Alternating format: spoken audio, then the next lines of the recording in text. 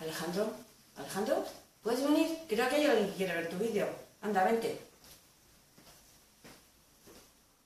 Sí, estoy aquí. Hola, ¿qué tal? Aprovechando que entra usted en mi vídeo, déjeme que le cuente algunas cosas sobre mí. Primero, me llamo Alejandro Pérez Gómez, nací el 20 de mayo de 1991 en Madrid y este es mi correo personal.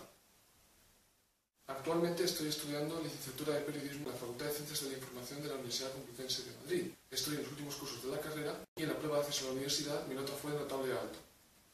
Desde octubre del año 2011 participo activamente en la página web puntodencuentrocomplutense.es en la sección de deportes, escribiendo tanto reportajes como entrevistas. Desde la misma fecha, octubre de 2011, colaboro como freelance en la página web de contenidos de calidad sui101.net. En cuanto a mi experiencia profesional, durante el verano de 2012 realicé prácticas como becario en la empresa Press Cutting Service de análisis de prensa. En total fueron 225 horas de trabajo remunerado. Con respecto al inglés, tengo nivel A2.2 acreditado a través del Centro Superior de Idiomas Modernos de la Universidad Complutense de Madrid.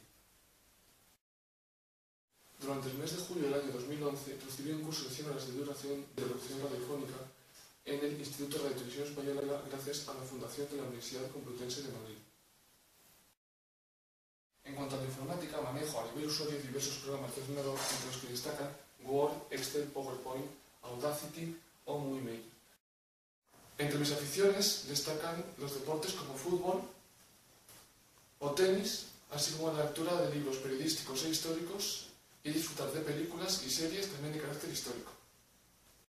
Para finalizar, en una entrevista personal le podría decir más cosas sobre mí. En todo caso, aquí tiene mi correo electrónico para cualquier sugerencia. Gracias por su atención y un saludo.